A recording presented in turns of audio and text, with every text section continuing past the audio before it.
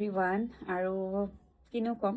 খবৰ সুধিব বেয়া লাগিছে কাৰণ অসমত যিটো এটা পৰিস্থিতি হৈ আছে খবৰ একেবাৰে সুধিব ভাল নালাগে কাৰণ জানো কেনেকুৱা পৰিস্থিতি হৈছে আমাৰে মানে ইয়াৰে পৰাই যেতিয়া মই মোবাইলত ভিডিঅ'খিনি চাওঁ বহুত বেছি দুখ লাগিছে মানুহৰ পৰা আদি কৰি জীৱ জন্তু সকলোখিনিৰ কিমান প্ৰব্লেম হৈ আছে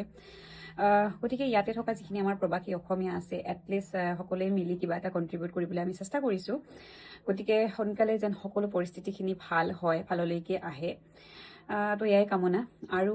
ইফালে মই অকণমান বিজি হৈ আছিলোঁ আৰু এনেকুৱা ভিডিঅ'বোৰ দিবলৈ ভালো নালাগে ফুৰিব গৈছিলোঁ গতিকে মোৰ অৱস্থা দেখি চাগে গম পাইছে পূৰা ছানবাৰ্ণ হৈ থাকিলে তো মানে ভিডিঅ'বোৰ দিবলৈ ভাল লগা নাই যিমানেই যি নহওক বহুত বেছি ভাল নালাগে এনেকুৱা এটা টাইমত ভিডিঅ'বোৰ দিবলৈ আৰু